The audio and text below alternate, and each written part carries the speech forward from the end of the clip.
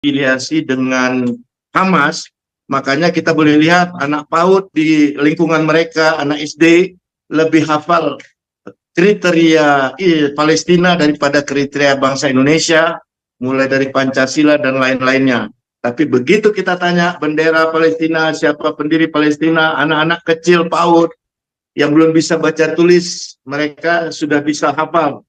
Makanya jangan heran waktu pemilihan gubernur saat itu Pak Ahok, anak-anak taman kanak-kanak dengan pistol, bunuh Ahok, bunuh Ahok. Itu begitu.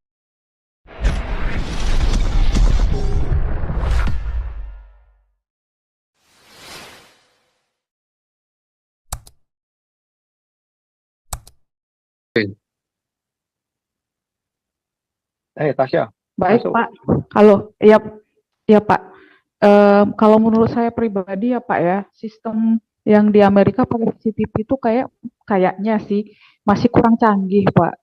Karena kalau di Cina itu dia misalkan nih eh, pelaku-pelaku pencurian atau apa itu langsung ketahuan Pak. Jadi misalkan nih, maaf, amit-amit ya, saya misalkan mencuri, itu langsung ketahuan dari wajah. Oh, itu namanya Tasya, umur sekian, tinggal di provinsi ini, jalan ini, anggota keluarganya ini. Jadi, kalau misalkan saya melakukan perampokan, misalkan saya mencuri nih, itu nggak hanya saya aja yang kena, tapi juga keluarga saya kena sanksi. Jadi kayak ada sistem nilainya gitu, Pak. Gitu. Tapi itu berlakunya di kota besar. Jadi kayak sistem nilai kum gitu. Benar, Tasya, Sistem nilai benar. kum. Di sini juga ada tuh namanya face recognition ya. Itu ada softwarenya, tapi banyak yang nentang. Kenapa? Kenapa kamu kasih face recognition di publik itu melawan saya punya privacy. Jadi ada juga yang menantang. Nggak Iya. setuju. Kalau di Singapura kena, Tasya. Kalau di Singapura itu udah rata itu, Tasya. Kamu nggak bisa lari itu. Ya kan Singapura negara kecil, dia mau Iya, apa? kalau ya maksudnya nggak urusan Iya. dengan HAM. Kalau di Amerika kan urusannya dengan privasi lah, HAM lah, apalah. Aduh, mumet itu. Sama di sini juga sama. Ini kan 5G kan baru ada di Belanda. Di Jerman kan nggak ada 5G. Nggak bisa. Ya itu udah ada, Tasya, itu teknologi facial recognition. Ini udah lama itu. Cuman kan nggak boleh, orang ininya nggak mau. Iya, di Cina mah boleh. Cuman kalau imigran, kalau kamu imigran pasti kena kalau di Eropa. Mau nggak mau kudu mau. Kalau imigran ya, semua imigran masuk Eropa pasti kena. Biometrik semua rata ya. Kalau orang Eropanya malah bisa lolos itu. Kalau kita imigran, Nah ini kemarin ketangkap satu orang dari bajingan dari Venezuela, dia udah keluar masuk US sudah 3 kali, udah dideportasi 3 kali, masih bisa masuk lagi sampai 3 kali. Gimana sih?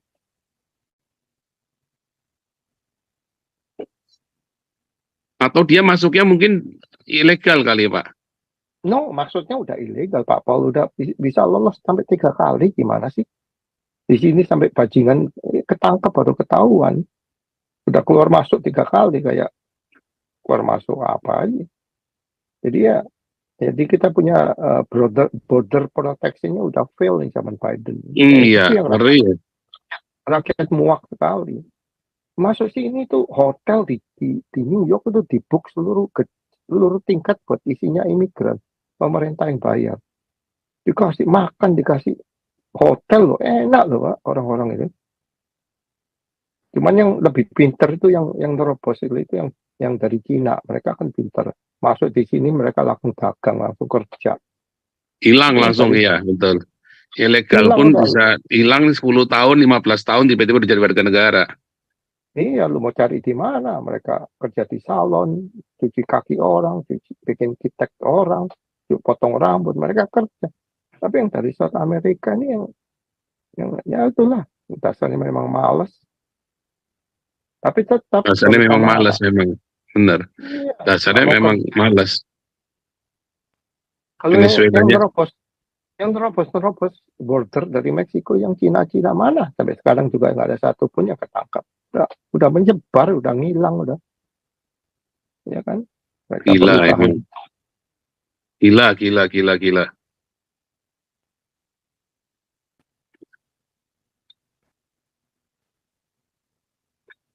Ini ini Yosua Pasaribu pendiam nih, Pak Yosua Pasaribu nih. Padahal kalau di grup ininya banyak infonya nih.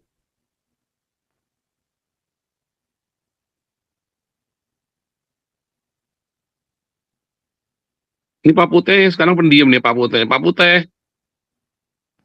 Terus bicara nih Pak Putih nih. Salam Pak, salam. Waduh Pak Putih nih. Gimana tadi? Komanda Isa? Ya, saya banyak beda nih dengan teman-teman di atas ngobrolnya. Nggak apa-apa. Ini yang Boleh, Apa ya? di sini kan kita selalu bisa beda Pak, boleh beda Pak. ini yang Tapi Kalau sama nanti Pak yang Taufik, gorok yang pertama, yang nggak gorok siapa apa-apa. nama Pak Teddy nanti. Pak Teddy langsung gorok nanti. Iya, Pak Teddy, Pak Reza, Pak Teddy besok sebenarnya- presentasi Pak Teddy besok oligarki nih. Pak Putih, Pak Teddy. Pak Putih jelaskan memang- dong. Pak Putih jelaskan dong. Iya. Sekjen Antonio Guterres itu masalah Timur Timur. Ya, saya Iya, mau iya. pernyataan saya benar atau salah gitu. Saya senang Iya. kalau dengar. Pak Putih, Tadi, si Teddy iya. ini udah mulai aneh sejak dia potong rambut. Sekarang kan nggak gondrong lagi. Iya, ilmunya berkurang dikit setelah Pak Teddy potong rambut Pak Putih.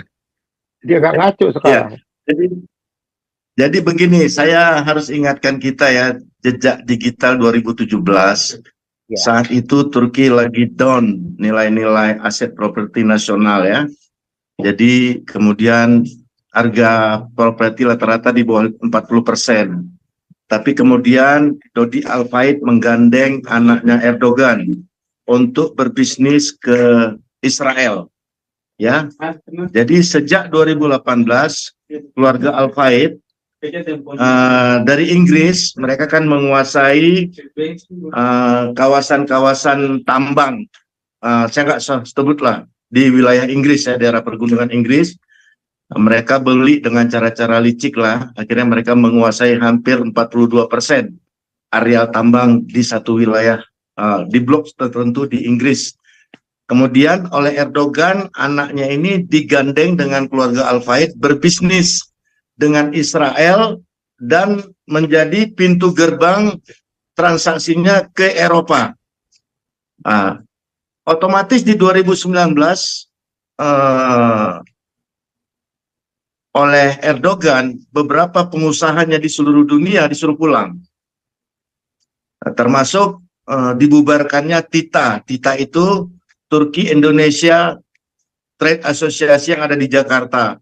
Saat itu dibentuk di Jakarta itu di sekitar Jakarta Selatan, mereka juga dipulangkan. Tapi ada beberapa yang tidak mau pulang, kemudian ada yang ke Aceh membuat usaha sapi ya, sapi Wagyu, kemudian ada yang ke Padang, saya nggak usah sebutkan bisnisnya. Kemudian ada yang di Lampung, ini pengusaha-pengusaha Turki, dan ada yang di bekerja sama dengan satu konglomerat Indonesia membuat pabrik plastik dari singkong. Jadi itu hanya 2% dikonsumsi oleh Indonesia, selebihnya diekspor ke Eropa. Karena di sana untuk plastik yang ramah lingkungan nilainya 3 kali lipat dari plastik biasa. Dan itu masih dalam tanda kutip bermitra dengan salah satu konglomerat asal Makassar yang kita sering sebut Chaplin. Jadi jangan heran kemudian begitu Afghanistan merdeka, yang pertama sekali orang Indonesia ke sana adalah mengucap selamat itu adalah Chaplin. Karena Chaplin sudah lama digandeng oleh mereka karena bonus demografi Indonesia ini mengerikan karena nilai plus bagi mereka negara-negara yang garis keras, karena kita dilihat di sini bonus demografi yang terdata saat itu adalah di 2019 itu Indonesia yang beragama yang mayoritas sekitar 83%. Itu analisa tidak sesuai dengan statistik dari pemerintah kita resmi, tapi itu adalah statistik independen oleh kelompok Chaplin karena mereka mendata berdasarkan satu wadah, karena beliau merupakan ketua asosiasi satu lembaga besar di bangsa ini yang bisa mendata setiap gereja bawang ada berapa jemaatnya, ada berapa anaknya, ada berapa istrinya, sehingga mereka bisa mendata berdasarkan statistik independen mereka bahwa mereka itu 83%. Jadi 100 tahun Indonesia merdeka nanti mereka memiliki bonus demografi yang sangat luar biasa. Jadi seandainya 10% aja dari yang bergereja bawang itu masuk kepada garis keras seperti yang sekarang dididik, banyak sekali ya lembaga-lembaga pendidikan mereka mendapat paham langsung pengajaran dari organisasi yang terafiliasi dengan Hamas. Makanya kita boleh lihat anak PAUD di lingkungan mereka, anak SD lebih hafal kriteria Palestina daripada kriteria bangsa Indonesia, mulai dari Pancasila dan lain-lainnya. Tapi begitu kita tanya bendera Palestina, siapa pendiri Palestina, anak-anak kecil PAUD yang belum bisa baca tulis, mereka sudah bisa hafal. Makanya jangan heran waktu pemilihan gubernur saat itu Pak Ahok, anak-anak taman kanak-kanak dengan pistol, bunuh Ahok, itu begitu. Dan itu dipertontonkan oleh media cetak elektronik ya di zaman Ahok menjadi calon gubernur.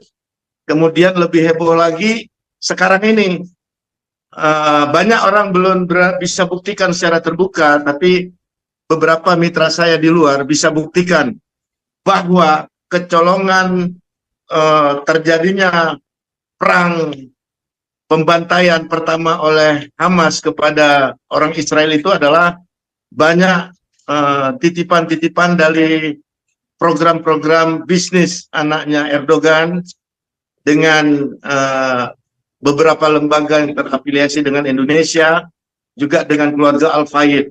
Makanya begitu terjadi hal seperti itu, langsung di-stop transaksi anaknya Erdogan dengan Israel. Makanya Erdogan secara terbuka terang-terangan membuat statement yang benar-benar mengecilkan posisi Israel dengan berbagai trik terbuka di media cetak dan elektronik.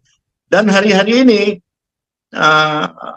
beberapa informasi itu justru dibuat di Inggris ya oleh grup-grup terafiliasi dengan perusahaan-perusahaan Al-Fayed.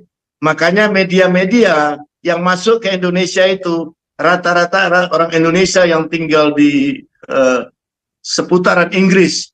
Kita boleh cek mereka berjalan ke sana sebagai bisnismen, datang ke sana tapi ternyata mengambil beberapa report secara terbuka dan mereka akan setting dari sekitaran Inggris, kemudian di-upload di beberapa media cetak kita. Dan kalau kita mau lihat terang benderang, media-media yang ada itu dari dulu adalah grup-grup yang terafiliasi dengan Chaplin. Jadi dalam hal ini kita nggak perlu heran. Dalam bisnis pun ternyata grup-grup Chaplin menjadi tempat cuci uang mereka. Ya, makanya dengan berbagai trik, sumbangan segala macam, masuknya melalui grup Chaplin juga. Dan beberapa bantuan itu terang-terangan melalui lembaga besar penganut dari mayoritas ini secara terbuka mensupport Hamas. Jadi mereka sekarang bukan lagi ingin mensupport Palestinanya, tapi yang diekspos tetap Palestina. Karena sistem pelatihan dan pengajaran suntik informasi, sistem pembinaan mental itu sudah terlanjur di Indonesia ini disebut Palestina, bukan Hamas. Jadi walau sejelek apapun kita infokan ke Indonesia tentang Hamas, tidak merusak pola pikir mereka, karena di pikiran anak-anak kecil dan orang-orang yang sudah mendapat satu ikatan sistem terbuka dengan sistem terafiliasi dengan beberapa kelompok, mereka dibeli usaha, dibeli modal, dibeli tempat ya. Makanya hati-hati, celana cingkrang ya, dengan cadar-cadar yang istimewa di bangsa ini, hati-hati kita. Mereka itu bisa tiba-tiba jadi pengantin loh. Mereka bisa tiba-tiba jadi pengantin. Tapi saya yakin kalau kemudian melalui Pak Paul Sang ada bantuan-bantuan makan nasi gratis ini, saya yakin didoakan ya. Dengan doa-doa itu hanya Tuhan yang bisa mengubah mereka. Tapi jangan lupa Tuhan Yesus tidak pernah berubah. Demikian Pak Paul. Tapi itu memang Hanya, benar itu Pak, ya. Pak. Itu yang Turki ini memang kebangkitan Turki ini memang mereka masih ngotot yang 100 tahun khilafah itu ya. Mereka Ya. masih ngotot loh. Gila loh spiritnya itu. Ini Ben dulu Ben, silakan Ben. Selesaiin dulu Ben.